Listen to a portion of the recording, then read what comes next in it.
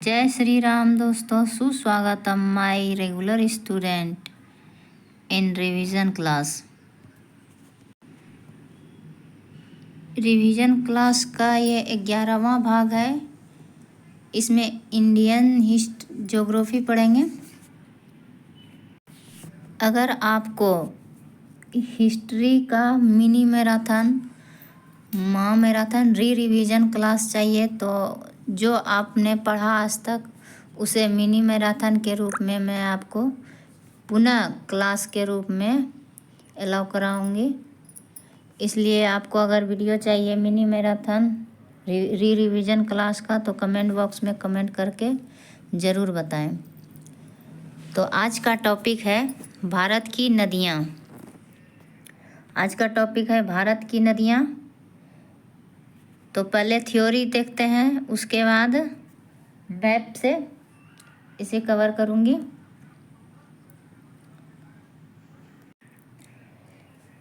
तो आज अध्याय 4 अफवाह तंत्र का है। अफवाह तंत्र स्टार्ट है और ये छोटे छोटे क्लास में आपको थोड़ा, ये लंबा चैप्टर है तो छोटा छोटा क्लास के रूप में आपको प्रोवाइड करा दूँगी। तो अफवाह तंत्र से तात्पर्य क्या है? किसी क्षेत्र की जल प्रवाह प्रणाली, अर्थात किसी क्षेत्र के जल को कौन सी नदियाँ बहा कर ले जाती है। इस प्रकार एक निश्चित वाहिकाओं चैनल्स के माध्यम से हो रहे जल प्रवाह को अफवाह या ड्रेनेज कहते हैं तथा इन वाहिकाओं के जल को अफवाह तंत्र या ड्रेनेज सिस्टम कहते हैं। तो किसी क्षेत्र के जल को कौन सी नदियाँ बहा कर लेके जाती हैं, इस प्रकार एक निश्चित वाहिका जो बहा कर लेके जाती, कौन सी नदियाँ किस क्षेत्र के जल को, तो एक निश्चित वाहिका एक निश्चित चैनल्स के माध्यम से हो रहे जल प्रवाह का अफवाह, जो जल जहाँ जिस क्षेत्र में जल का प्रवाह होता है उसे अफवाह या ड्रेनेज कहते हैं उस क्षेत्र को। और इन वाहिकाओं के जाल को, तो इन वाहिकाओं के जाल को, जैसे यहाँ से नदी निकलती है यहाँ, फिर ऐसे अफवाह इधर से नदी मिलती है, छोटी छोटी नदियाँ आपस में सहायक नदियाँ, तो इसी अफवाह जाल को अफवाह तंत्र कहते हैं। ठीक है, एक मैप के रूप में माइंड में इसे याद रखना है कि अफवाह तंत्र या ड्रेनेज सिस्टम कैसे बनता है। अब वाहिकाओं के जाल को अफवाह तंत्र कहते हैं। जहाँ जहाँ जल की प्रवाह होती है पूरे क्षेत्र को अफवाह तंत्र कहते हैं। अब चलिए आगे। किसी क्षेत्र का अफवाह तंत्र वहाँ की भूवैज्ञानिक सामयिक समयावधि, चट्टानों की प्रकृति एवं संरचना, स्थलाकृति, ढाल,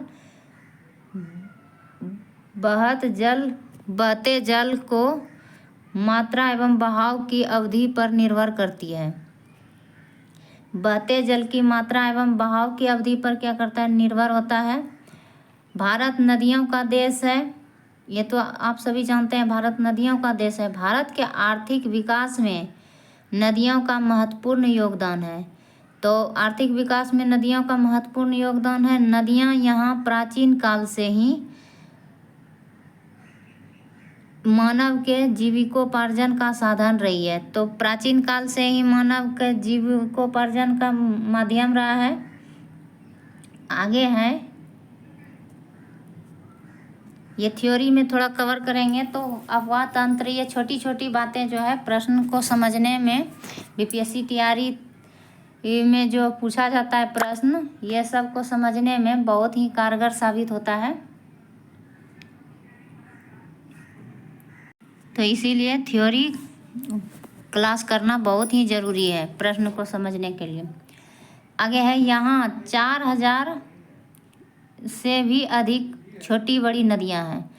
तो अगर गिनती करेंगे तो क्या है, 4000 से भी अधिक छोटी बड़ी नदियाँ हैं, दोनों मिला के छोटी और बड़ी। 4000 से भी अधिक छोटी बड़ी नदियाँ हैं जिन्हें 23 बृहद एवं 200, तो 23 बड़ी नदियाँ हैं और 200 लघु स्तरीय नदियां हैं। 200 लघु स्तरीय नदियां हैं और जिसे नदी द्रोणी है, रिवर बेसिन है और विभाजित करती है। 200 लघु बेसिन में लघु स्तरीय नदी द्रोणी में विभाजित करती है और 23 बृहद में। ये दोनों छोटी बड़ी नदियों में विभाजित होते हैं, यानी 223।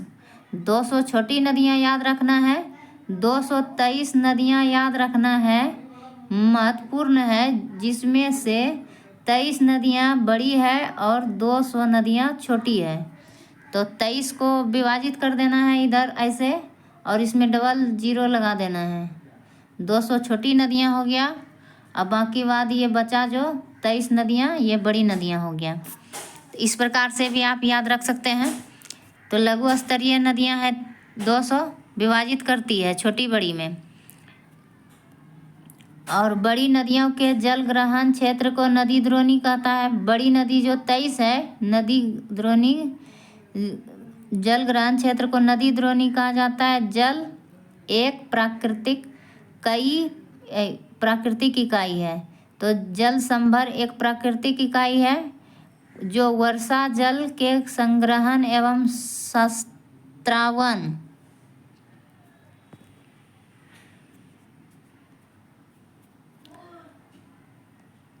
वर्षा के जल का ग्रहण एवं संस्त्रावन करती है। तो स्त्रावन करती है और ग्रहण करती है। श्रावण और ग्रहण वर्षा के जल को। उत्पत्ति के आधार पर भारत की नदियों का वर्गीकरण 2 भाग से किया जाता है। हिमालय की नदियाँ 2 प्रकार से किया जाता है। उत्पत्ति के आधार पर नदियों का वर्गीकरण 2 आधार पे कहाँ कहाँ से उत्पत्ति होता है। तो एक हिमालय से उत्पत्ति होती है और एक प्रायद्वीपीय पठार से नदियाँ निकलती है। तो हिमालय से निकलने वाली नदियाँ हिमालय की नदियाँ, प्रायद्वीपीय पठार से निकलने वाली नदियाँ प्रायद्वीपीय नदियाँ कहलाती हैं। इन दोनों नदी तंत्रों के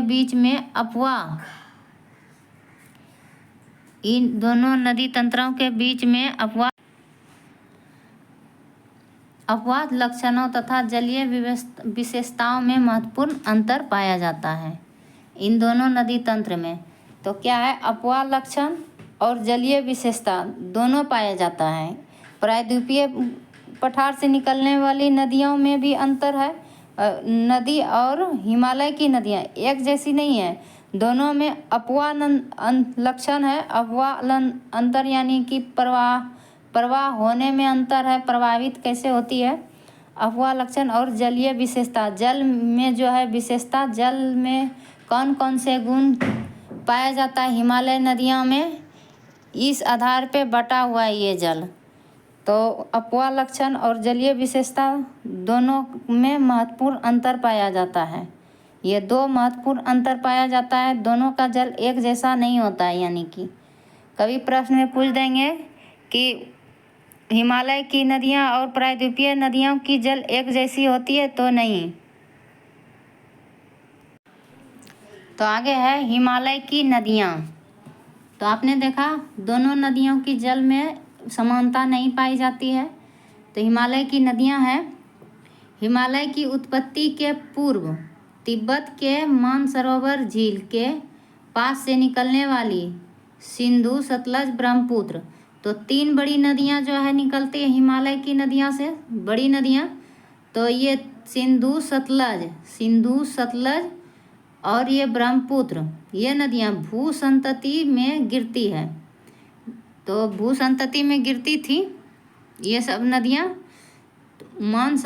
तिब्बत के मानसरोवर से ये तीनों नदियाँ निकलती हैं, भू संतति में गिरती थी ये तीनों नदियाँ। हिमालय की नदियों के बेसिन बहुत बड़े हैं। तो हिमालय नदियों का बेसिन क्या है, बहुत बड़ा है। हिमालय नदियों का बेसिन बहुत बड़ा है।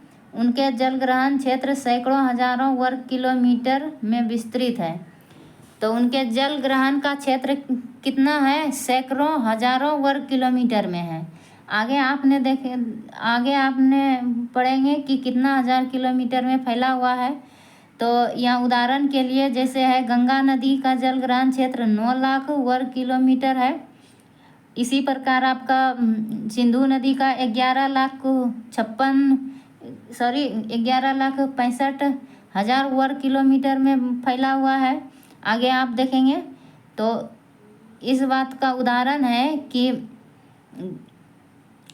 ये हिमालय की नदियां जो है उनके जलग्रहण का क्षेत्र सैकड़ों हजारों वर्ग किलोमीटर में फैला हुआ है। आगे है, चूँकि हिमालय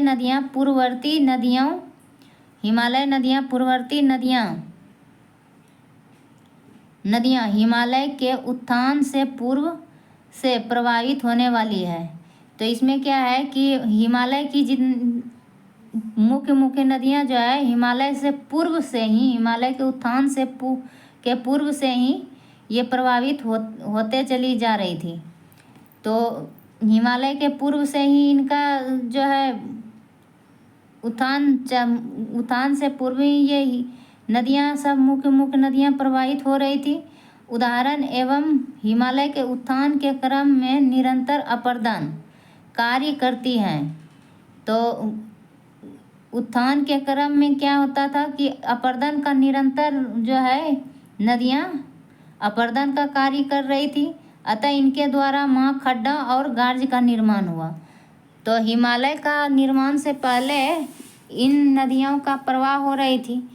प्रवाह होने के क्रम में ही महागड्ढा और गार्ज का निर्माण हुआ। ये नदियां अभी भी युवा अवस्था में हैं। तो ये नदियां क्या है, अभी भी युवा अवस्था में, क्योंकि निरंतर अपर्दन कार्य में लगी हुई हैं। तो हम सबको क्या है, नदियां बनना है, निरंतर जो है अपने कार्य में लगे हुए रहना है, हमें कभी बूढ़ा नहीं होना है। तो ये युवा अवस्था में है, जो कार्य हमेशा करते रहता है तो वह क्या होता है, युवा अवस्था। तो निरंतर अपर्दन का कार्य में लगी हुई है, एक नदी जैसा बनना है। इसीलिए लेखक सब और जो है कवि सब भी नदियों पे बहुत सारे कविता सब लिखे हैं, इनके गुण के कारण ही। तो क्या है, निरंतर अपने कार्य में लगी हुई हैं। हिमालय की नदियों में वर्ष भर जल रहता है। तो हिमालय से निकलने वाली नदियां सदा निरा नदियां होती है, वर्ष भर जल रहती हैं, इसमें कभी ये सूखती नहीं है, क्योंकि वर्षा जल के अतिरिक्त इसमें हिमालय से हिम के पिघलने से भी जल की आपूर्ति होती रहती है, अतः ये सदा निरा नदियां हैं। मैदानी क्षेत्र में वर्ष भर नौकायान के लिए उपयुक्त होते हैं, वर्ष भर यहाँ नौकायान चलता है। हिमालय के नदी क्षेत्र में हिमालय के जो तराई भाग आएगा तो मैदान आएगा, मैदान के बाद ये मैदानी भाग में जो भी नदियाँ होंगी तो उसमें वर्ष भर नौकायान चलता है, नौका चलता है। हिमालय की नदियों में वर्ष भर नौका होने के लिए उपयुक्त है चलने के लिए। ये नदियाँ पर्याप्त मात्रा में उपजाऊ जलोढ़ अवसादों का निक्षेपण करती है। तो पर्याप्त मात्रा में उपजाऊ जलोढ़ मृदा अवसाद का निर्माण करता है ये नदियाँ। मैदानी आगे है, मैदानी भागों में ढाल के न्यूनता के कारण ये विसर्पों का निर्माण करती है एवं प्रायः अपना मार्ग भी बदलती है। तो ये है क्या करती है, अपना विसर्पों का ढाल जहाँ कम रहता है तो वहाँ ढाल, यहाँ जैसे आप तीव्र ढाल से आए तो यहाँ से जितने अवसाद होंगे अगल बगल के आसपास से अवसाद तेज़ी से यहाँ आके रुक जाएगा। फिर यहाँ अगर आपका ढाल इधर नदियों का ढाल कम हो जाएगा, नदियों का ढाल होने के बाद ये विसर्प का निर्माण करेंगी, कभी इधर जाएंगी, कभी इधर जाएंगी, कभी इधर, इसी तरह इसे विसर्प का निर्माण करती है, जो कि आसपास का क्षेत्र थोड़ा दलदली हो जाएगा और नमी भरा हो जाएगा विसर्पों का निर्माण करने से, और इसका गति जो है धीमी हो जाएगी विसर्पों का निर्माण करने से। तो इसी कारण ये अपना जो है मार्ग बदलती रहती है। अगर तीव्र ढाल रहेगा तो यहाँ से सारी एक ही जगह नदियाँ आ जाएंगी। तीव्र ढाल अगर ढलान कम होगा तो ये इसका पानी यहाँ से तो आ रहा है, लेकिन यहाँ का पानी जाएगा कहाँ? ढाल ही नहीं है, कहीं नहीं जाएगा। तो जहाँ इसको मिलेगा ढाल, अपना मार्ग स्वयं बनाएगा। तो ये अपना जो है मार्ग बदलते रहेंगे, ऐसे ऐसे ऐसे ऐसे मार्ग कभी इधर आ जाएगा, कभी इधर आ जाएगा, ऐसे ऐसे चलते रहेगा।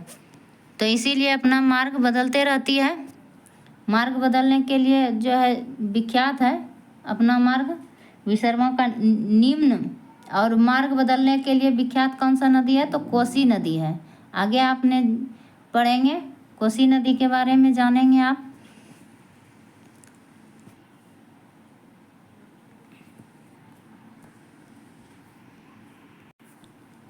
तो अपना मार्ग बदलती हैं। इनमें सिंचाई की संभावनाएं अधिक होती हैं। ठीक है।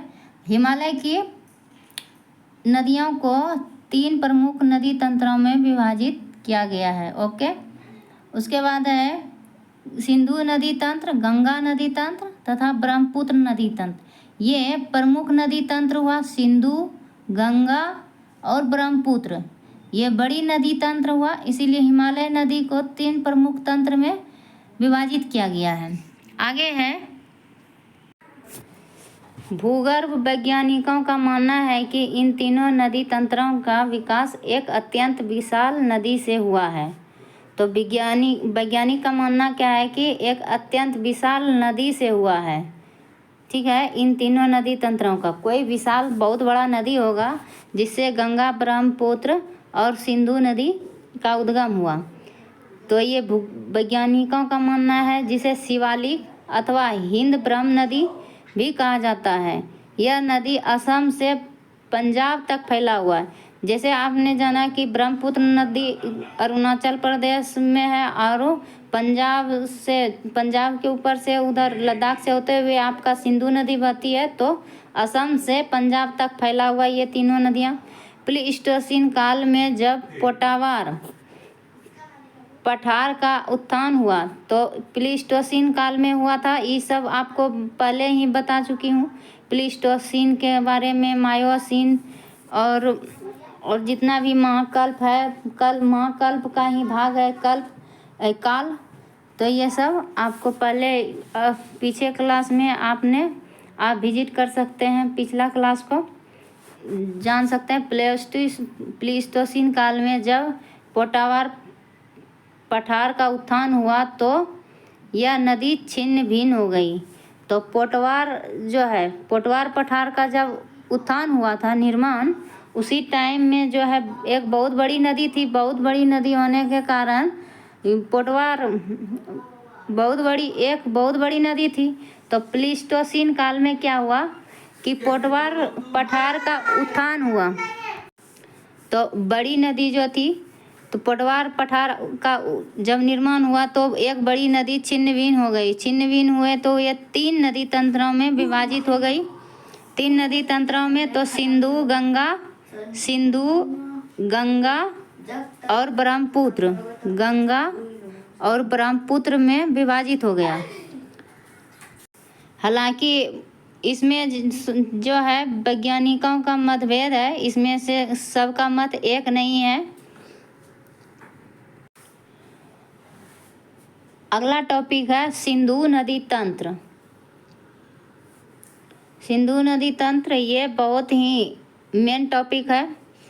इसके बाद इससे भी महत्वपूर्ण टॉपिक है गंगा नदी तंत्र। तो थोड़ा से सिंधु नदी के बारे में, थ्योरी के बारे में जान लेते हैं। क्या है इसके अंतर्गत? सिंधु एवं उसकी सहायक नदियां जैसे पंचनद, उसकी 5 नदियां जो भारत से निकलती है मुख्य, ये पंचनद जो कि झेलम, चेनाब, रावी, ब्यास, सतलज है। पंचनद नदियां सम्मिलित है। तो सहायक नदियां इसकी कौन कौन से हैं? पंचनद है। पंचनद में कौन कौन शामिल है? झेलम, चेनाब, रावी, ब्यास, सतलज। तो ऊपर में पहले झेलम आके इसकी सहायक नदियां मिलती है। ये बाएं तरफ से चेनाब, रावी, ब्यास, सतलज। ये सब मैप में, ये सब नदियों को मैप में ही देखेंगे अभी आप। सिंधु तिब्बत के मानसरोवर झील के निकट बोखरचू ग्लेशियर से निकलती है। तो बोखरचू हिमनद से सिंधु नदियाँ निकलती है मानसरोवर, तिब्बत के मानसरोवर झील के बोखरचू ग्लेशियर से निकलता है। ये कैलाश चोटी के दूसरी ओर है। तो क्या है, कैलाश चोटी का दूसरी ओर से सिंगी खम्बान, तो सिंगी खम्बान के निकट में दूसरी कैलाश चोटी का दूसरी ओर है सिंगी खम्बान, तथा दक्षिण ओर से गर्तंगचू नदियाँ, तो दूसरी ओर से गर्तंगचू नदियाँ आकर इसमें मिलती हैं। तो कैलाश चोटी से निकलती है सिंगी खम्बान, कैलाश चोटी से चोटी की दूसरी ओर से निकलता है सिंगी खम्बान, और गर्तंगचू नदियाँ आकर जो है सिंधु नदी में मिलती है। और सिंधु नदी जो है ब्रह्मपुत्र नदी के ठीक विपरीत दिशा में बहती है। यह 2880 किलोमीटर लंबी नदियां हैं। तो 2525 है आपका गंगा नदी, आगे आपने पढ़ेंगे, और लंबी नदी है इसका 2828 किलोमीटर है सिंधु नदी का लंबाई। यह विश्व की सबसे बड़ी नदियों में से एक है। तो विश्व की बड़ी नदियों में भी इसका गिनती की जाती है। भारत में इसकी लंबाई 1114 किलोमीटर है। तो ये भारत के बारे में जो है बहुत ही मुख्य फैक्ट है कि 1114 किलोमीटर भारत में है, 1114 किलोमीटर भारत में है सिंधु नदी। इसका संग्रहण क्षेत्र कितना है, तो पूरे क्षेत्र का, जितने क्षेत्र में सिंधु नदी का अपवाह तंत्र है, अपवाह जाल, तो वो 11,65,000 वर्ग किलोमीटर में फैला हुआ है। जैसे तिब्बत से निकलता है, तिब्बत से निकलने के बाद आपका मैप में भी आपने पढ़ेंगे कि तिब्बत से निकलने के बाद भारत में प्रवेश करती है, भारत में प्रवेश करती है लद्दाख के पास, लद्दाख से फिर निकलती है पाकिस्तान में प्रवेश करती है, पाकिस्तान में प्रवेश करने के बाद अरब सागर में यह नदियां अपना मुहाना बनाती है। तो 11,65,000 इतने से क्षेत्र में 11,65,000 वर्ग किलोमीटर क्षेत्र में यह नदियां प्रवाहित होती हैं। तो ये याद रखना है, ये मुख्य फैक्ट हुआ 11,65,000 वर्ग किलोमीटर, 11,65,000 वर्ग किलोमीटर क्षेत्र में सिंधु नदी प्रवाहित होती हैं, सिंधु नदी प्रवाहित होती हैं।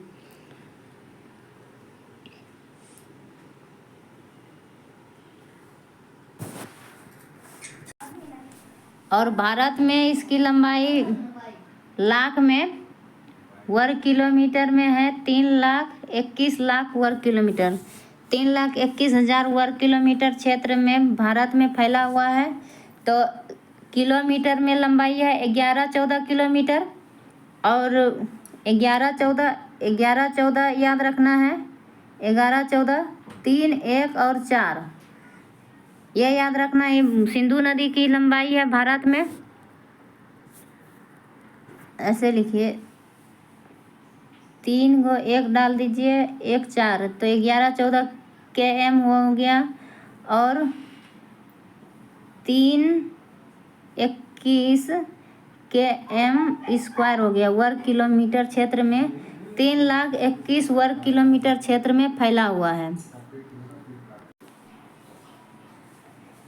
तो 3,21,000 वर्ग किलोमीटर क्षेत्र में फैला हुआ है, 3,21,000 वर्ग किलोमीटर क्षेत्र में। भारत पाकिस्तान के बीच में 1960 ईस्वी में सिंधु जल समझौता हुआ। इसके अंतर्गत भारत सिंधु व उसकी सहायक नदियों में सिंधु नदी की सहायक नदियों में झेलम और चिनाब, तो 2 नदियों का जल ग्रहण करने का जो अधिकार था, सिंधु की सहायक नदियां झेलम, चेनाब 20% जल ग्रहण भारत कर सकता है। ये 3 नदियों का जल ग्रहण सिंधु जल समझौता के तहत, तो 20% भाग सिंधु जल समझौता 1960 में भारत के पास 20% भारत के पास। तो भारत में सिंधु, झेलम, चेनाब नदी का जल जो है ग्रहण करेगा सिंधु जल समझौता के तहत। भारत कितना प्रतिशत करेगा, तो 20% करेगा। ये 20% सिंधु जल समझौता के तहत। जबकि सतलज रावी का 80%। तो सतलज रावी नदी का 80%, तो सतलज का जल प्रवाह क्षेत्र भारत में अधिक है, तो इसलिए 80% भी होगा इस आधार पे। तो उपयोग अधिकार इस समझौते में भारत को दिया गया। सिंधु नदी की बाईं ओर, सिंधु नदी के बाईं ओर 80% जल का अधिकार था भारत के पास। सिंधु जल समझौते के तहत, सिंधु जल समझौता कब हुआ? तो 1960 में हुआ। सिंधु नदी की बाईं ओर नदी मिलने वाली नदियाँ पंजाब की 5 नदियाँ हैं। 5 नदी जो है पंच नदी, सतलज, ब्यास, रावी, चेनाब, झेलम। तो इधर से लीजिए, झेलम, चेनाब, रावी और सतलज और ब्यास, ये नदियाँ हैं। 5 नदियाँ पंजाब में है, पंजाब की 5 नदियाँ हैं, सबसे प्रमुख नदियाँ हैं, जबकि सिंधु नदी की सहायक नदियों में से एक है, एक नहीं, सहायक नदियों में से है। संयुक्त रूप से सिंधु नदी की मुख्य धारा से मिठानकोट के पास, तो सिंधु नदी की मुख्य धारा जो है संयुक्त रूप से मिला हुआ जो है 5 नदियों का धारा, और 5 नदियों की धारा मिल के जब सिंधु नदी में मिलती है तो मिठानकोट के पास मिलती है, मिठानकोट के पास मिलती है। तो मिठानकोट के पास जास्कर, सीगार, गिलगिट, मिठानकोट के पास जब ये मिठानकोट के पास 5 नदियाँ मिलती हैं, और फिर बाईं तरफ का ही है, ये भी बाईं तरफ का 5 नदियाँ थी, और ये जास्कर, सीगार और गिलगिट ये भी बाईं तरफ की नदियाँ हैं। ये मिठानकोट जो है पाकिस्तान में पड़ता है। पाकिस्तान में ये 5 नदियाँ आपस में जाके संयुक्त रूप से इसकी धारा सिंधु नदी में मिल जाती है। और जास्कर और सीगार और गिलगिट, जास्कर, सीगार, गिलगिट ये तीनों नदियाँ भी बाईं तरफ से मिलती हैं। तो 5 और 3 8 नदियाँ हुआ सिंधु नदी का, जो कि ये 5 नदियाँ संयुक्त रूप से मिलती हैं सिंधु नदी में, और ये तीनों अलग अलग जगहों से मिलती हैं। बाईं ओर से ही ये भी मिलती हैं, और दाईं ओर से जो मिलेंगी नदियाँ सिंधु नदी में, तो वो पाकिस्तान से बहने वाली नदियाँ मिलेंगी। और बाईं ओर से जितनी भी नदियाँ मिलेंगी तो ये भारत से बहने वाली नदियाँ, भारत से गुजर के होने वाली नदियाँ बाईं ओर से सिंधु नदी में मिलेंगी। तो दाईं ओर से मिलने वाली नदियों में श्योक, काबुल, कुर्रम और गोमल, तो 4 नदियाँ हैं, मुख्य नदियाँ हैं। श्योक, काबुल, कुर्रम और गोमल नदियाँ हैं जो कि मुख्य हैं। काबुल वो उसका सहायक नदियों, तो काबुल का भी सहायक नदियाँ हैं।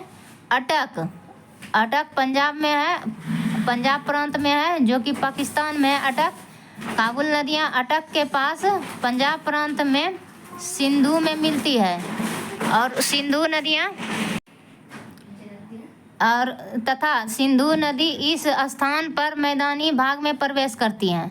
तो सिंधु नदी इसके बाद जब अटक के पास मिलने के बाद पंजाब प्रांत, पाकिस्तान के पंजाब प्रांत में जब मिलती हैं सिंधु नदी में अटक के पास, तो सिंधु नदी इसी स्थान के बाद मैदानी भाग में प्रवेश हो जाता है तथा दक्षिण पश्चिम की ओर बहने लगती है।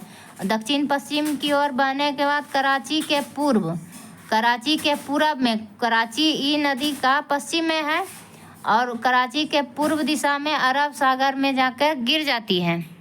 आगे है, अब सिंधु नदी को मैप पे जानेंगे। मैप में सिंधु नदी, ये ध्यान से देखिएगा, बहुत ही ध्यान से मैप को, क्योंकि आप अगर थ्योरी कम भी पढ़े हैं, थ्योरी उतना याद भी नहीं है, तो आपको मैप के द्वारा जो है बहुत ही अच्छी तरह से याद हो जाएगा। तो आपका यहाँ जो है मानसरोवर है, तिब्बत का मानसरोवर यहाँ है, और यहाँ है कैलाश के दूसरी ओर से जो है आपका निकलता है सिंधु रिवर हो गया, ये सिंधु रिवर के बारे में। तो यहाँ हो गया आपका कैलाश का मानसरोवर, और ये हो गया आपका कैलाश की चोटी, मानसरोवर झील के पास कैलाश की चोटी है। और इसी के दक्षिणी ओर से आपका ये दक्षिणी ओर से जो है आपका दक्षिणी ओर से आपका यहाँ कैलाश की चोटी है,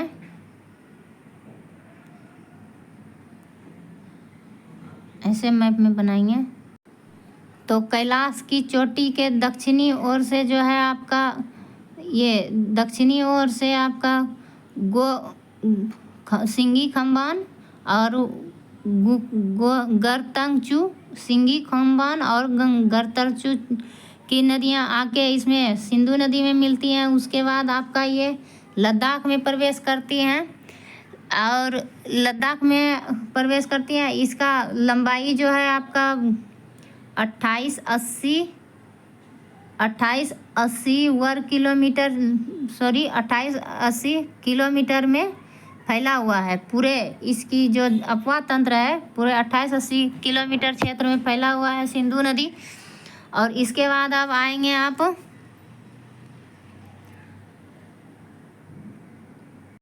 तो मानसरोवर के बोखरचू ग्लेशियर से निकलते हुए यहाँ से सिंधु नदी यहाँ आती है। यहाँ आने के बाद ये है आपका श्योक नदी आके आपका दाईं तरफ से मिलती है। तो आप अगर पूरब से पश्चिम जाएंगे तो देखिए आपका दायां हाथ किधर है, तो दक्षिणी ओर की नदियाँ ये हो गई श्योक नदी। ये एकमात्र दक्षिणी ओर से मिलने वाली भारत की एकमात्र नदियाँ हैं।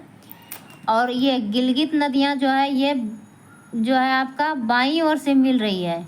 गिलगित नदियाँ बाईं ओर से मिल रही है गिलगित नदियाँ, और ये यहाँ आके मुहाना बनाती हैं गिलगित नदियाँ। ऐसे होके ये मुहाना बनाई गिलगित नदियाँ। ये श्योक नदियाँ हैं और श्योक नदी की सहायक नदी इसी में है। आपको मैप में क्लियर कर दे रही हूँ अच्छे तरह से। ये नुब्रा नदी है, श्योक नदी की सहायक नदियाँ नुब्रा नदी है जो कि दाईं तरफ से मिलती है श्योक नदी में। अब यहाँ से सिंधु नदी जो है लद्दाख से निकलती है और पाकिस्तान में प्रवेश करती है। पाकिस्तान में प्रवेश करने के बाद आपका ये एक झील है, उसके बाद झील का निर्माण होता है। तो यहाँ से बोखरचू से निकल के मानसरोवर के बोखरचू से निकल के श्योक नदी यहाँ से मिलती हैं। श्योक नदी मिलने के बाद यहाँ से गिलगित नदियाँ दक्षिण दाईं ओर से मिलती हैं, पाकिस्तान में प्रवेश करती हैं, झील बनाती हैं। झील बनाने के बाद आपका ये हो गया आपका इंडस रिवर। अब देखिए कि भारत की नदियाँ जो है बाईं ओर से कौन कौन सी मिल रही है। ये दाईं तरफ से मिल रही है और ये गिलगित नदियाँ जो है आपका बाएं ओर से मिल रही है भारत की नदियाँ। एकमात्र श्योक नदियाँ हैं जो कि दाईं ओर से मिल रही है और गिलगित नदियाँ बाईं ओर से मिल रही है। इसका बायां इस तरह यहाँ से जब चलेगी इसका हाथ तो बायां हाथ ये होगा, तो बायां ओर से ये मिलेगा। बायां दायां में आप कन्फ्यूज़न नहीं कीजिएगा, इसमें बहुत ज़्यादा कन्फ्यूज़न होता है, इसीलिए मैं इस जगह ज़्यादा अच्छा से समझा रही हूँ। आप इधर से चलेंगे उत्तर पश्चिम दिशा की ओर तो आपका हाथ किधर रहेगा, तो दायां हाथ इधर रहेगा और बायां हाथ इधर रहेगा। दायां इधर रहेगा, बायां हाथ इधर होगा, फिर दायां इधर आएगा, इधर आप इधर से इधर जाएंगे, फिर दक्षिण पश्चिम की ओर तो दायां इधर होगा, बायां इधर होगा। अब इसमें आपको कभी कन्फ्यूजन नहीं होना चाहिए। अब यहाँ आती है, यहाँ आने के बाद आपका जो है यहाँ से निकलती है फिर उत्तर पश्चिम होते हुए झेलम नदी आती है, यहाँ मिलती है। झेलम नदी बाईं तरफ से यहाँ अभी जो है मिल नहीं रही है। पहले ये सारी नदियाँ जो है आपका ये यहाँ से निकलती हैं। चिनाब नदी, झेलम हुआ, चिनाब हुआ और फिर ये आपका रावी नदी हुआ, ये आके रावी नदी में मिल रहा है। झेलम चिनाब एक जगह मिल रहा है और रावी, और ये हुआ सतलज, ये सतलज नदी यहाँ आके तब सतलज नदी सारे नदियाँ मिल के आके फिर यहाँ मिलती है मिठानकोट के पास। मिठानकोट पंजाब प्रांत में है, पाकिस्तान का पंजाब प्रांत है मिठानकोट। तो आपने देखा दाईं तरफ से इधर से आपका काबुल हो गया, कुर्रम हो गया, गोमल हो गया, कुर्रम, काबुल, कुर्रम, गोमल, ये दाईं तरफ से मिलती हैं नदियाँ। और स्वात नदियाँ जो है काबुल की सहायक नदियाँ हुआ, कुनार, स्वात, ये नदियाँ हुआ काबुल की सहायक नदियाँ। और इधर गोमल का सहायक नदियाँ हो गया कुंडार और झोब नदियाँ। ये गोमल नदियों में जाके मिलने के बाद गोमल नदियाँ आती है सिंधु इंडस नदी में मिल जाती है। तो इस प्रकार आपने देखा दाईं तरफ से भारत की एकमात्र नदियाँ श्योक नदी मिलती है। और उसके बाद श्योक नदी का नुब्रा नदी सहायक नदी हुआ जो कि दाईं ओर से मिलती है श्योक नदी में। इस प्रकार आपने देखा भारत से मिलने वाली सारी नदियाँ और पाकिस्तान से भी मिलने वाली सिंधु की सहायक नदियाँ।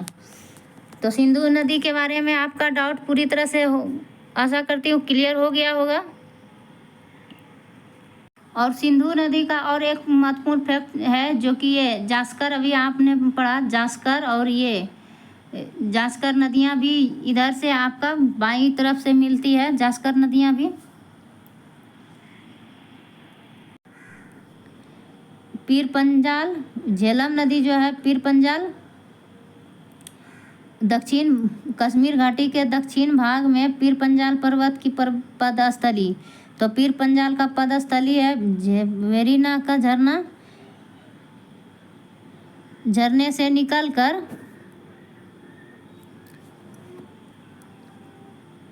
वेरिनाग झरने से निकलती है 212 किलोमीटर की लंबाई में उत्तर पश्चिम। तो उत्तर पश्चिम दिशा में आपने देखा कि झेलम नदी पहले इधर से ऐसे निकलती है उत्तर पश्चिम दिशा में, फिर उत्तर पश्चिम दिशा में होते हुए फिर भारत की और पाकिस्तान की सीमा में 212 किलोमीटर जो है भारत पाकिस्तान सीमा में बहते हुए फिर इधर पाकिस्तान में प्रवेश करती है। तो 212 किलोमीटर जो है पहले 212 किलोमीटर जो है उत्तर पश्चिम दिशा इधर से ऐसे निकलती है 212 किलोमीटर, ये हुआ 212 किलोमीटर।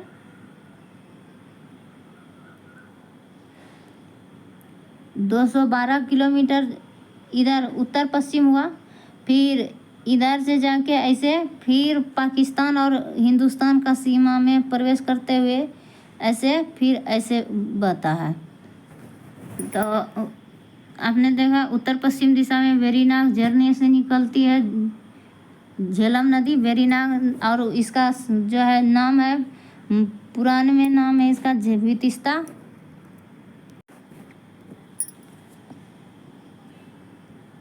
तो ये है होती हुई वुलर झील में मिलती है। तो उत्तर पूर्व में जाने के बाद 212 किलोमीटर जाने के बाद 212 किलोमीटर जाने के बाद वुलर झील में मिलता है उत्तर पश्चिम दिशा में जाने के बाद। फिर श्रीनगर इसी नदी के तट पर स्थित है। तो झेलम नदी के तट पर स्थित है श्रीनगर। या पुनः आगे बढ़ने के बाद मुजफ्फराबाद जो कि पाकिस्तान में है, मुजफ्फराबाद से स्टार्ट होता है, मुजफ्फराबाद से स्टार्ट होता है और मंगला तक, मुजफ्फरापुर से लेकर मंगला तक भारत पाकिस्तान सीमा के लगभग समांतर प्रवाहित होती है। तो अभी आपने जाना भारत सीमा के समांतर प्रभावित होता है जम्मू कश्मीर में कश्मीर घाटी मुजफ्फरापुर से मंगलाबाद तक झेलम नदी। जम्मू कश्मीर की घाटी में कश्मीर की घाटी में अनंतनाग से बारामूला तक, कश्मीर घाटी में अनंतनाग से बारामूला तक झेलम नदी का नौकायान क्षेत्र है। झेलम नदी का नौकायान क्षेत्र है कश्मीर घाटी में। अनंतनाग झील है यहाँ से लेके बारामूला तक। झेलम नदी का नौकागम्य क्षेत्र है, यहाँ से अनंतनाग से लेके बारामूला तक जो है झेलम नदी में नौका चला सकते हैं। इसके बाद इससे कश्मीर में आवागमन एवं व्यापार में बड़ी सहायता मिलती है। नौका का आवागमन होगा तो व्यापार और आने जाने में सहायता ही मिलेगा। श्रीनगर में इस पर शिकारा या बजरे अधिक चलाए जाते हैं। तो शिकारा देखिए, एक जम्मू कश्मीर में शिकारा और बजरे अधिक चलाया जाता है। शिकारा नाव को शिकारा ही कहा जाता है और बजरे नावों में क्या क्या होता है तो फल सब्जी और फूल की खेती किया जाता है। तो ये नाव चलाया जाता है प्लस में इसमें फल सब्जी और फूल की खेती भी की जाती है। झेलम और रावी पाकिस्तान में झांग के निकट चिनाब नदी में मिलती है। तो झेलम नदी और रावी जो है, झेलम और रावी आपने देखा अभी मैप में कि झेलम और रावी एक जगह मिलता है, तो पाकिस्तान में मिलता है। कहाँ पे मिलता है? तो झेलम नदी झंग के पास मिलता है, ये याद रखना है। झंग और झेलम नदी रावी नदी में मिलता है झंग के पास। झेलम रावी आपस में झंग के पास मिलती है। झेलम नदी झंग के पास मिलता है, ये याद रखना है। झो से झेलम, झो से झंग और रो से रावी चिनाब नदी से मिलता है। तो आगे चिनाब नदी में मिल जाती है। उसके बाद इसकी सहायक नदियाँ किशन गंगा है। तो ये झेलम नदी का सहायक नदियाँ कौन सी है? तो किशन गंगा है, जिसे पाकिस्तान में नीलम कहा जाता है। तो पाकिस्तान में किशन गंगा को क्या कहता है? नीलम नदी कहा जाता है। नीलम और झेलम, तो किशन गंगा और झेलम की संयुक्त धारा पाकिस्तान में नीलम झेलम के नाम से जाना जाता है। पाकिस्तान में क्या जाता है? तो नीलम झेलम के नाम से जाना जाता है पाकिस्तान में। अब दूसरा नदी है चिनाब नदी। अब दूसरा चिनाब नदी। तो किशन गंगा हो गया झेलम नदी का, झेलम और नीलम। किशन गंगा और झेलम मिलने के बाद, झेलम में मिलने के बाद पाकिस्तान में नीलम बन जाता है। पाकिस्तान जाने के बाद यहाँ से प्रश्न एक ये बनेगा कि किस नदी को पाकिस्तान में नीलम के नाम से जाना जाता है? तो किशन गंगा। भारत में आपने उसे बोलेंगे भारत, तो भारत में इसको बोलेंगे आप किशन गंगा। नीलम को किशन गंगा, और यही नीलम को पाकिस्तान में बोलेंगे नीलम। ठीक है, किशन गंगा को ही नीलम बोलेगा। तो ठीक है, अब चिनाब नदी के बारे में जानते हैं विस्तार से। चिनाब नदी को पुराणों में जो है अस्कनी कहा गया है। यह सिंधु नदी की विशालतम सहायक नदी है। तो ये सिंधु नदी का बड़ी सहायक नदी है। चिनाब नदी जो हिमाचल प्रदेश में चंद्रभागा कहलाती है। तो हिमाचल प्रदेश में चिनाब नदी को चंद्रभागा कहा जाता है। चिनाब, चंद्रभागा, चिनाब ऐसे नाम याद रखना, क्योंकि पूछा जाता है किस नदी को चंद्रभागा कहा जाता है। तो यह नदी लाहौर में बड़ा लाचा, तो लाहौल में जो है बड़ा लाचा दर्रे के दोनों ओर से चंद्र, तो बड़ा लाचा दर्रा है, तो उसके बड़ा लाचा दर्रा जैसे ये हो गया आपका, तो एक ओर से आपका चंद्र और एक ओर से भागा नामक दो नदियाँ निकलती है। तो इधर से चंद्र निकलती है, इधर से भागा, और आपस में ये जाके मिलने के बाद ये बनाती है चिनाब नदियाँ। तो चिनाब कहलाती है दोनों नदियाँ मिलने के बाद। चंद्र और भागा नामक दो नदियाँ के रूप में निकलती है। ये दोनों नदियाँ मिलकर चिनाब कहलाती है। ये नदियाँ हिम आच्छादित पर्वतों से निकलती है। तो ये नदियाँ जो है ग्लेशियर से आच्छादित होता है पर्वत, उसी से निकलता है। भारत में इसकी लंबाई कितना है? 1180 किलोमीटर है। तो आपने पढ़ा, तो 1180 किलोमीटर हो गया आपका इसका लंबाई,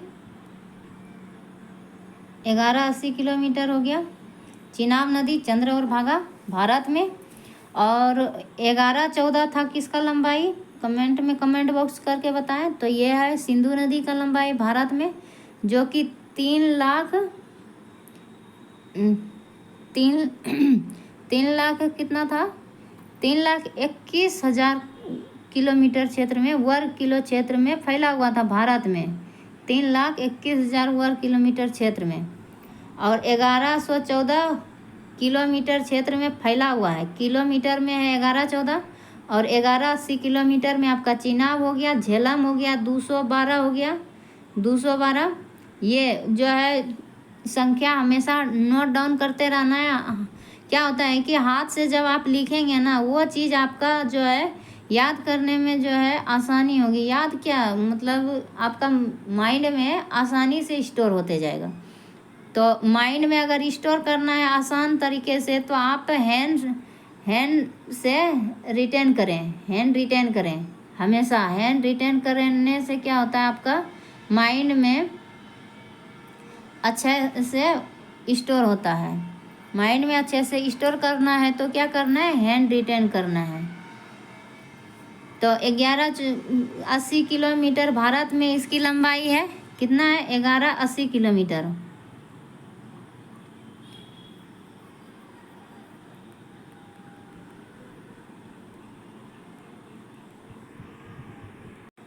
और इसका प्रवाह क्षेत्र है 26,700 वर्ग किलोमीटर।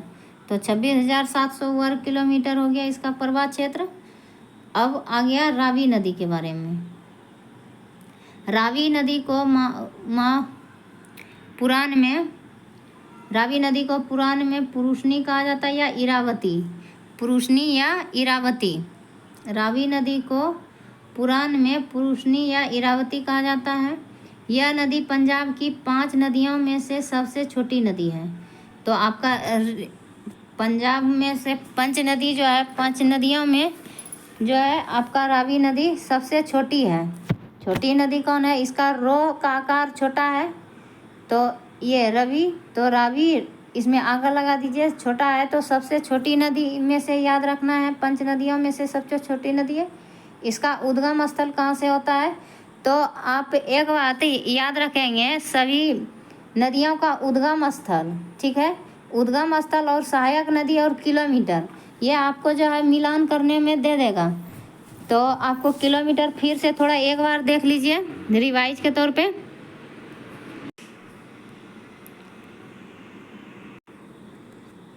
तो सिंधु नदी निकलती है मानसरोवर झील के पास से। मानसरोवर झील में जो है तिब्बत के मानसरोवर झील से बोखरचू ग्लेशियर से निकलता है सिंधु नदी, बोखरचू ग्लेशियर से।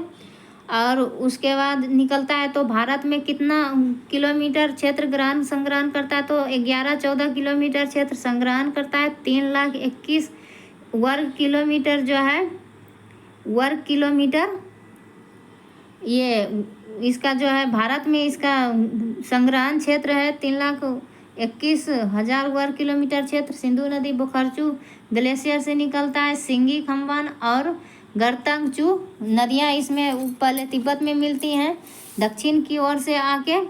और सिंधु नदी के बाद आपका हो गया झेलम नदी। झेलम नदी जो है आपका निकलता है कहाँ से, तो झेलम नदी वेरीनाग झील से निकलता है। वेरीनाग झील कहाँ स्थित है, झेलम नदी वेरीनाग झील से निकलता है, पीर पंजाल में है वेरीनाग, पीर पंजाल में। पीर पंजाल के पास जो है आपका 212 किलोमीटर जो है उत्तर पूर्व की दिशा में ग्रहण, मतलब उत्तर पूर्व दिशा में भारत में बहता है। उसके बाद भारत और पाकिस्तान, इंडिया और पाकिस्तान में सीमा को छूती है। और इंडिया पाकिस्तान में जो है, इंडिया पाकिस्तान को सीमा छूती है। और तो ये गिनती में नहीं आएगा, बस 212 किलोमीटर गिनती में आएगा। और इंडिया पाकिस्तान से लेके कहाँ से, तो आपका मुजफ्फराबाद और मलखम, क्या था, मुजफ्फरापुर और मोमो याद रखे थे हम, तो मंगला, मो से मंगला और मो से मुजफ्फराबाद। तो मुजफ्फराबाद से लेके मंगला तक है झेलम नदी सीमा बनाती है, सीमा। उसके बाद पाकिस्तान में प्रवेश हो जाता है। तो झेलम नदी का यहाँ कहानी हो गया ख़त्म। पाकिस्तान में प्रवेश करने के बाद ये भारत तक हुआ, पाकिस्तान में प्रवेश करने के बाद आके रावी नदी में मिल जाती है। और रावी उसके पहले कहाँ बहती है, तो वुलर झील और झेलम नदी के तट पे है आपका श्रीनगर स्थित है, श्रीनगर। और वुलर झील में मिल जाता है श्रीनगर, इसी के तट पे है, झेलम नदी के तट पे।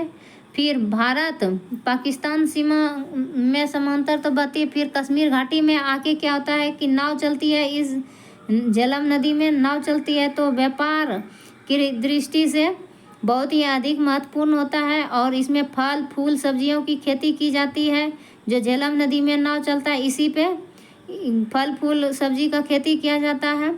उसके बाद झेलम नदी जो है के बारे में इतना सा जो काफ़ी हो गया आपका झेलम नदी के बारे में।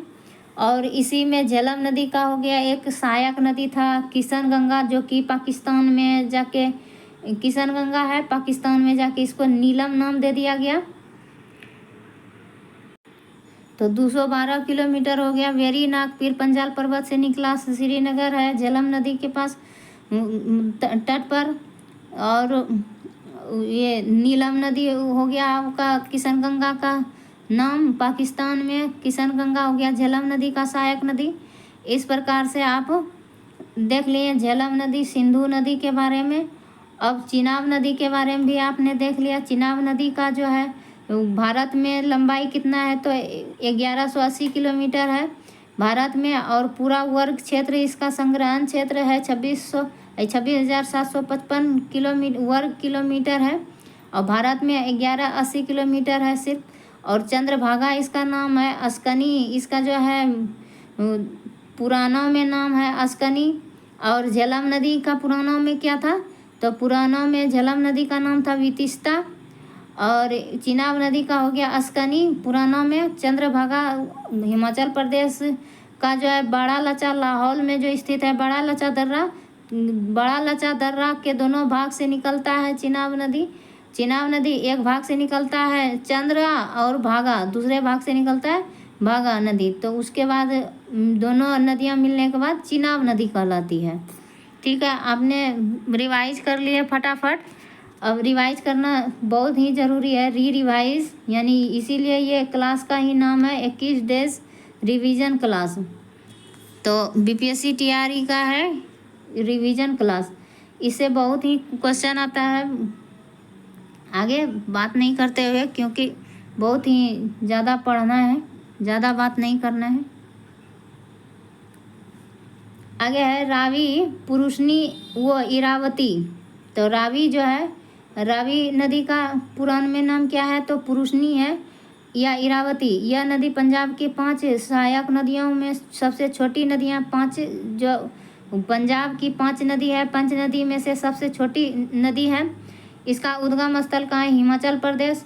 आपका चिनाब नदी जो है चंद्रभागा, चिनाब नदी भी हिमाचल प्रदेश का बड़ा लचा दर्रे से निकला जो कि लाहौल में स्थित था। और हिमाचल प्रदेश के कांगड़ा जिला से निकलता है, ये भी हिमाचल प्रदेश से कुल्लू पहाड़ी से ये निकल रहा है। कुल्लू पहाड़ी के रोहतांग दर्रा से, बड़ा लचा दर्रा से हो गया चिनाब नदी। और रावी नदी हो गया रोहतांग दर्रा से, रावी नदी रोहतांग दर्रा के समीप से इसके इसी निकट व्यास कुंड है, इसी के निकट में व्यास कुंड है से व्यास नदी भी निकलती है। तो व्यास कुंड से आपका रावी नदी और व्यास नदी निकलती है। व्यास नदी इसी के निकट से, व्यास कुंड के निकट से व्यास नदी और रावी नदी निकलती है। रोहतांग दर्रे के समीप से रावी नदी निकलती है, कुल्लू पहाड़ी में स्थित है। तो हिमाचल प्रदेश का है, कुल्लू पहाड़ी में है, कांगड़ा जिला में, हिमाचल प्रदेश के कांगड़ा जिला में कुल्लू पहाड़ी है। कुल्लू पहाड़ी के रोहतांग दर्रा स्थित है, उसी से रोहतांग दर्रा से जो है आपका रावी नदी निकलता है। रावी नदी के समीप ही एक व्यास कुंड है जिससे व्यास नदी निकलती है। तो व्यास नदी के निकट से व्यास नदी और रावी नदी निकलती है, ये याद रखना एकदम महत्वपूर्ण फैक्ट है। व्यास नदी को पुरुषनी कहा जाता है पुराणों में। इसकी लंबाई भारत में कितना है, तो इसकी लंबाई 725 मीटर है, सॉरी 725 किलोमीटर है। तो इसका अफवाह तंत्र, इसकी लंबाई भारत में 725 किलोमीटर है। इसका अफवाह तंत्र क्षेत्र जो है 5,957 वर्ग किलोमीटर क्षेत्र में है। तो व्यास नदी, अब जानेंगे व्यास नदी के बारे में। तो चौथा नंबर, पंच नदी के बारे में भी जान रहे थे हम, अब उसी के बारे में जान भी रहे हैं। व्यास नदी को पुराण में विपाशा कहा जाता है, व्यास को विपाशा। सतलज नदी की सहायक नदी है जिसका उद्गम कुल्लू पहाड़ी में स्थित है। तो जिसका उद्गम कुल्लू पहाड़ी में होता है स्थित, रोहतांग दर्रे के दक्षिणी किनारे व्यास कुंड से निकलती है। तो रोहतांग दर्रे का दक्षिणी किनारा व्यास कुंड है। व्यास कुंड से आपका जो है व्यास नदी निकल रहा था अभी देखें। और आपका रावी नदी भी व्यास कुंड के रोहतांग दर्रे के समीप से ही कुल्लू पहाड़ी से निकल रहा था, कांगड़ा जिला से। कुल्लू पहाड़ी से ये भी निकल रहा है, रोहतांग दर्रा से ब्यास नदी और रावी नदी, ये दोनों याद रखना एक ही जगह से निकल रहा है। और ये कपूरथला के निकट, बस ये एक बात फैक्ट याद है कि कपूरथला के निकट हरिके नामक स्थान पर सिंधु में मिल जाती है, सिंधु से मिल जाती है। तो कपूरथला के निकट में, हरिके के निकट, कपूरथला के निकट हरिके नामक स्थान पर मिलता है। तो सिंधु नदी में कहाँ मिलता है? तो हरिके नामक स्थान में मिलता है, हरिके नामक स्थान में सिंधु नदी में मिलता है। तो भारत में कितना है इसकी लंबाई? तो 470 किलोमीटर लंबी है भारत में। इसका प्रवाह क्षेत्र है, भारत में नहीं है, इसमें 480 किलोमीटर इसकी लंबाई है। व्यास नदी का बिपाशा नदी पुराण में कहा जाता है। इसका प्रवाह क्षेत्र है 25,900 वर्ग किलोमीटर। तो 25,900 वर्ग किलोमीटर इसका प्रवाह क्षेत्र है। और रावी नदी का प्रवाह क्षेत्र है 5,900, तो 5,000 और इसका 25,900, तो ये 5,957 वर्ग किलोमीटर क्षेत्र में फैला हुआ है और 25,900 वर्ग किलोमीटर क्षेत्र में फैला हुआ है आपका व्यास नदी। तो आपका जो है सबसे छोटी नदी है, पंच नदियों में से सबसे छोटी नदी आपका कहा जाएगा तो आपका हो गया रावी नदी। रावी का अक्षर भी रो से समान है, छोटा, इसीलिए व्यास भी छोटा है, लेकिन बिपाशा ये जो है थोड़ा ये याद रखना है। तो रावी और रवि व्यास में अंतर है कि इसका 25,900 वर्ग किलोमीटर क्षेत्र में फैला हुआ है, 470 किलोमीटर क्षेत्र है इसका, और इसका है लंबाई 725 और इसका है 470 किलोमीटर भारत में है, और इसका है 725। पूरा का पूरा जो है रावी नदी भारत में ही प्रवाहित होती है, थोड़ा सा पाकिस्तान प्रांत में बहता है। अब सतलज नदी के बारे में पढ़ते हैं। सतलज नदी को पुराण में शतुद्री कहा जाता है। सतलज नदी को शतुद्री कहा जाता है। यह चिनाब की सहायक नदी है। तो शतुद्री क्या है? चिनाब का सहायक नदी। मानसरोवर झील के समीप स्थित राक्षस ताल या राक्षस ताल, मानसरोवर के पास जो है राक्षस ताल, तो राक्षस ताल झील के समीप से निकलता है। मानसरोवर के राक्षस ताल झील से निकलता है आपका सतलुज नदी निकलती है, तथा सिपकिला दर्रे के पास से भारत में प्रवेश करता है। सिपकिला दर्रा हिमाचल प्रदेश में है। हिमाचल प्रदेश सिपकिला दर्रा से प्रवेश करती है। स्पीति नदी इसकी मुख्य सहायक नदी है। तो स्पीति घाटी जो है, स्पीति स्पीति नदी जो है इसकी मुख्य सहायक नदी है सतलुज का। सबसे पहला जो है आके स्पीति नदी ही सतलुज नदी में मिलती है, और इसका जो है पुरानों में नाम क्या है? तो शतुद्री नाम है। और पूर्ववर्ती नदी है, ये पूर्ववर्ती नदी है, पूरब की ओर से बहने वाली पश्चिम ओर जाती पूर्ववर्ती नदी है, जो हिमालय के तीनों श्रेणियों को अपरदित कर प्रभावित होती है। तो हिमालय का तीनों श्रेणी जो है ये पूर्ववर्ती नदी है। हिमालय के बहुत पहले से चलता आ रहा है ये सतलुज नदी। हिमालय नदियों से पहले से ही चलती प्रवाहित होती आ रही है। और हिमालय श्रेणी का जो है महान हिमालय और आपका लघु हिमालय और शिवालिक हिमालय, तीनों को श्रेणी को अपरदित कर प्रवाहित होती है।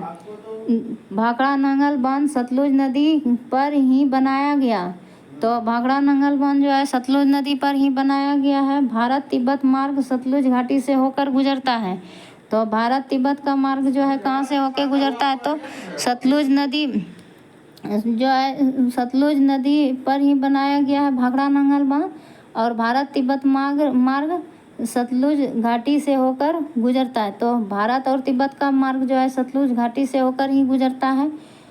और भाखड़ा नंगल बांध सतलुज नदी पे बनाया गया। ये महत्वपूर्ण फैक्ट है कि भाखड़ा नंगल बांध किस नदी पे बनाया गया है? तो सतलुज नदी पे बनाया गया है। सतलुज नदी पे भाखड़ा नंगल, सतलुज नदी, भाखड़ा नंगल ऐसे याद नहीं करना है, ये फिर भी याद नहीं रहता है, इसीलिए बोले जल्दी एग्ज़ाम है और एग्ज़ाम को पार करना है, फोड़ना है एग्ज़ाम को। तो भाखड़ा नंगल बांध है सतलुज नदी पे। भारत में इस नदी की कुल लंबाई कितना है? 10.5 किलोमीटर है, 150 किलोमीटर है, और 2890 वर्ग किलोमीटर क्षेत्र में अववाहित होती है।